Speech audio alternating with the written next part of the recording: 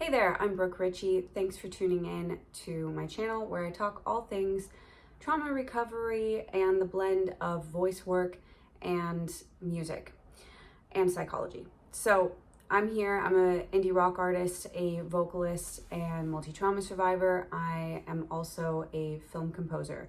So what I'm doing here is looking at the intersectionality of story, memory, mental cognitive behaviors, and how to boost those things with music and with this instrument that's in our body, which is your voice. And your voice is designed to regulate, communicate, navigate in life. The better that you have control and authority over your voice, the more you're going to have that clear direction and authority in your life and in your walk. So I'm wrapping up this series, and I know it's been a minute, so thanks for hanging in there while I've been doing some deep reflection the last couple months. But we're gonna wrap up this series on communication with and from trauma survivors. And when I say trauma survivors, I mean people who have a severe brain injury. They have severe disorganization in their mind going on from past repeated traumas, recurring traumas. So we're looking at complex post-traumatic stress disorder. We get a lot of misdiagnoses in this realm of people being categorized as bipolar or schizophrenic, when really it's just complex post-traumatic stress disorder that is manifesting in these diagnoses. And you can reverse engineer your CPTSD is what I'm getting to with all of these talks. So today I'm talking on how to bridge the gap and heal the global nervous system. Like we have a global consciousness, we also have a global nervous system. We are all interconnected. And I want you to just think of it like this. What would happen if we just forgot that Edison figured out how to wire a light bulb and create light? If that memory just vanished from history? What would happen if we just up and forgot that Teddy Roosevelt was shot, that Kennedy was assassinated? If we just up and forgot, if that memory was just gone from the face of the earth, what do you think that would do then to the connections of those people directly connected to those people who worked with these individuals, and the legacies and the businesses, all the stuff that came from these people? What do you think that would do? So that is a wide scale perspective, right? It's a bird's eye view on what's going on for individual trauma survivors, folks dealing with suppressed traumatic memories, CPTSD, and why this is so important to help these people remember the facts of their timeline, because it's impacting everyone around them. And we're only as strong as our weakest players, right? And this isn't to say at all in any way that people who have faced traumas are weak. They're actually very strong people. They're very strong people and resilient to keep going and showing up after these experiences. It's to say that when someone's down on the field, you got to take a knee and you got to help them get off the field so they can recover. You got to nurture their recovery. And this is better done in community with a wide array of witnesses than it is by isolation, by just strict therapy and prescription drugs, and never sharing it with anyone. Getting vocal is very wise when you know what you're doing. So, number one thing that we can do, the number one thing, is to stop tolerating it as you wouldn't tolerate it for yourself. So I'm thinking back to an experience I had when I lived in this old apartment building, and there was paper thin floor to ceiling. So I could hear audibly everything that was going on below me with that resident and her boyfriend and her son. And I ended up calling CPS because the 5-year-old boy was getting verbally harassed and abused by the boyfriend. And not only that, but I also confronted my neighbor about it, saying, hey, I've been hearing a lot of yelling going on towards your son. And I just want to say, like, I'm concerned, and is there anything I can do to maybe help you in this area? And she went on to go, and of course, no one likes that kind of confrontation, but the reason I did this was for the kid. It wasn't for me. As annoying as it was to hear it, and triggering even to be hearing that going on, living above it, I called for that kid because I know that that kid at a vulnerable age of 5 years old was being programmed and shown how to abuse others when one day he would be older. He was being shown what neglect was. He was being shown how to be scapegoated, and that one day when he was a big man, he could do the same to others. And that's the kind of protection and toleration I'm saying that we shouldn't tolerate for others. And we know it's going on day in and day out. And the reason why about this is because the more you tolerate something that's harmful, the more resilience you build toward it. The more resilience you build in saying, yeah, it's okay because it's been going on and I've survived. That's how we're wired. So if you don't intervene, then you're allowing it to manifest more in your community, in your society. And the thing is, with this place, I saw a lot of improvements after, like, not just after that, like, she ended up kicking the guy out. Just in the area alone, I saw a lot of improvements with this apartment building because I spoke up about things. People wouldn't care about parking spots, and sometimes people would get blocked in our parking lot. And so I spoke up about this and said, hey, like, there's never spots for me, and people are abusing that they only get one spot, and they're letting friends and family and whomever come and park. And because I spoke up about that, management stepped in, and then they even like went as far to like repaint the lines in the lot and other things too. Like, we got, now I'm kind of just going on, we got improved stairwells that had like traction on them so no one would slip when it was raining or snowing, and things around like garbage control too improved. But anyways, so this is what I mean. Like, you can is the thing. We can all tolerate it. But the thing is, if you don't intervene when the opportunity arises, you are allowing that to go on in your life. Even though it's not impacting you, you're allowing it to continue in your world. That's what I'm getting at. So all you have to do, this is really all you have to do. You just have to address it. And that's all I did with my neighbor, was I addressed it. I did call CPS. I don't know if they ever showed up or anything like that, or if she got confronted by them or anything. But everything was fine. Like, she kicked the guy out. She ended up moving, meeting someone much calmer and much kinder of a person, and ended up later moving in with him to a better place. And so this is why you do this, in a confrontation, but in a non-judgmental, non-condemning way.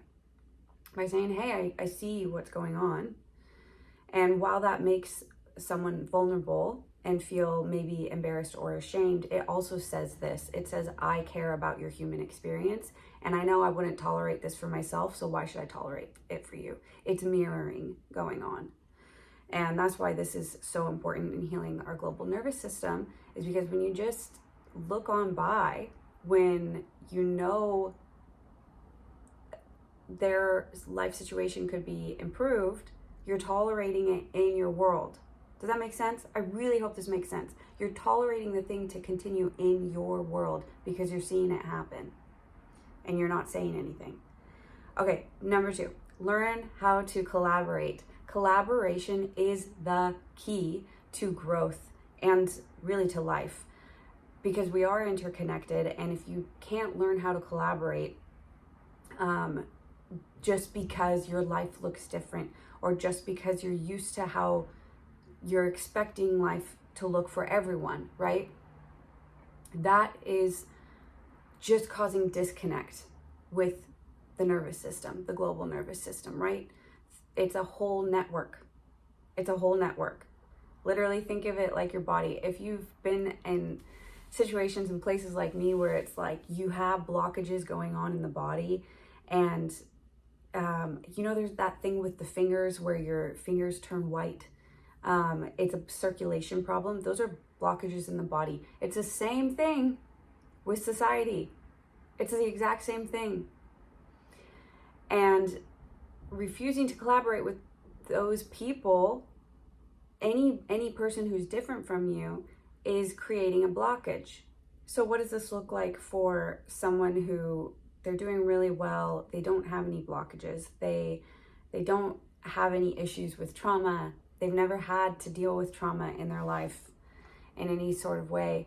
The way you're collaborating with individuals who are fighting, right? Fighting, they're striving to get, and maybe I shouldn't say fighting because it's different. At some point in the healing journey, it switches from fighting to survive to striving to get better.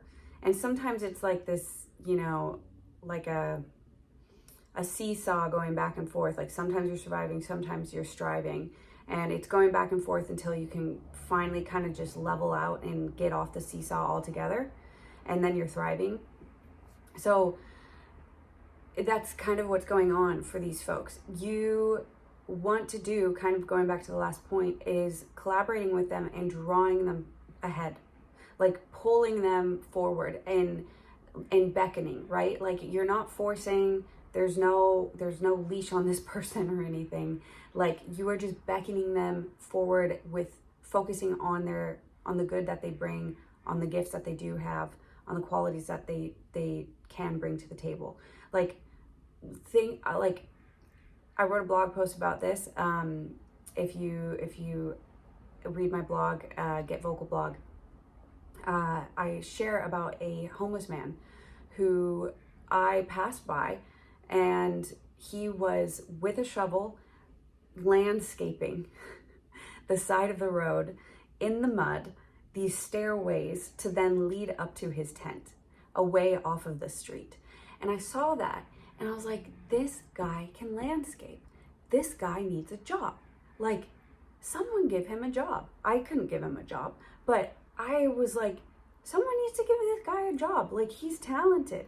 And to be able to measure out, even with just like the height of the shovel itself, the stairs so that they're even, right? In the mud on the side of the road. It's focusing on that, irregardless of their life situation, of what's very easy to judge. Focus on that, and focus on the good things that these people do have. And there's just a positive way to approach any situation. I feel like I feel like this is probably really poignant just in the respect of homelessness, because it is a huge problem in America. And also a huge problem that we keep tolerating is gun violence. It's gone up a lot. That's no secret. And that means with our nervous system going on in America, we've increased our tolerance and our resilience for it. Why is that okay? Really, why is that okay? So I'm just thinking of two more scenarios with homeless individuals that I've encountered over the years. And one was a woman who I offered her a bag of chips after I left like a Chipotle or something. And she kind of frowned at me and was just like, no. But there was this sense, like, even though she didn't want the chips, the point was she knew her autonomy. She knew that she could say no. See what I mean? Like, focusing on those things.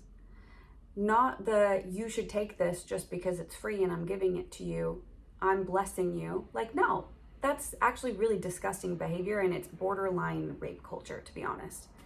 That kind of attitude. But for her to be like, no, I don't want it. And not even say thank you. Like, there was no thanks, there was nothing. It was just like a no. She knew her autonomy. And another situation was giving a box of pizza to a homeless guy, and it was pouring rain out. And I had like boxes of pizza from a birthday party. We had way too much, and so I took some home, and I was like, I'll give some to a homeless person. And found the perfect person. He's walking by my car, and then he walks around, and it's raining, and I roll down my window. I'm like, hey, do you want some pizza? And it's this giant box, right? Like it's a massive box. And I was like, great, now you can use this, like, because he didn't have a hood or anything. I was like, you cover your head with this and go take it, you know, to some of your friends and go eat some food. And he was so grateful. He was just so, so grateful. And he was like, yes, I'm starving. It's freezing out here. And he said it with like gratitude and joy. And so focusing on that, right? Like you gotta focus on the good in every person and beckon them forward. If you're dealing with a situation, and I'm about to get on to my next point, if you're dealing with a situation of like narcissism and that sort of deal, still meet them with grace, still uphold your boundaries, be kind, but there's good in everyone. We're not wired evil. We get sucked into addiction and being ruled by evil. We're not wired that way. We're not born that way. You know, and like I won't get into it, like if you're religious and Christian particularly, where it's like we're born sinners, I'm not going to get into all of that, but a child, an infant, is not born evil. You gotta return back to that point when you're dealing with someone who is maybe really struggling with letting the good in them flow forward and flow out of them and manifest. I hope that makes sense. Okay. And then if you are the individual where I've been a lot of the time, not all the time, but dealing with CPTSD, working to overcome it. If you're this person, if you're there, then you have to be willing to think outside of beyond. You have to think beyond what's your current situation. It's a matter of trust. It's a matter of letting ease come into play, flow come into play. So thinking of like the blockages in the body and that sort of thing, focus on one. Not the whole picture, just focus on one minuscule thing, a 1% improvement in your body, in your life, so that you can collaborate with others. We're not perfect. You're not gonna be perfect. If you're idolizing perfection, you are a slave to independence. I just heard this from a speaker today, and I was like, that's it. That's it. Being a slave to independence means you think you have to do everything on your own, and life will just pass you by. It's not fun. The last thing on this, in learning to collaborate, trauma comes with a very high impact energy, which is why we want to let that energy dissolve, dissipate in a safe way. So when you collaborate with others, right, when you don't isolate yourself, what you're doing, instead of harboring that energy and letting it ruminate, ball up, brew in your system, you're instead letting it be seen, letting it be known, as uncomfortable as it might be, I know, and all the feelings that come with that. It is much quicker, it is much more efficient to just be around other people. That's it. Like, it's just a better way of overcoming trauma and healing your nervous system and the global nervous system, right? The third thing we can do to help heal the global nervous system and bridge this gap is understanding how to speak the other's language without harm. And by language, I don't mean English, Spanish, German, any of those. While those do apply to this, what I'm talking more of is communication styles and methods that a person knew as safe and was expected. And this is especially something that you can help people who are trying to heal their complex post-traumatic stress disorder come out of. So a perfect example of this is growing up under covert narcissism and being gaslit for your reality and your experience. And I want you to think of it like this. So if you have a funnel, right, and you have all this stuff going into the funnel, that's what this person gets stuck into, right? That's being fed into like their water glass, their bottle or whatever. So if they're being gaslit for their reality over and over and over, like that's for 20 years and it's going straight into that bottle of water, that's what they know. That's how they know how to communicate. If passive aggressive communication comes up, nonverbal communication, whether it's harmful or not, these are communication styles that were taught to these individuals that were acceptable. Okay, so thinking of that funnel, right? If you want to help someone get out of the funnel, out of that stuck space, you kind of want to now envision two funnels. So let's say we have a funnel here and we have a funnel here. And this is where the person gets stuck. So we had the funnel like this and we turn it on its side. And now we're moving the bottle, right? Getting rid of the bottle, because you don't want to put more into this funnel. What you want to do is do the reverse.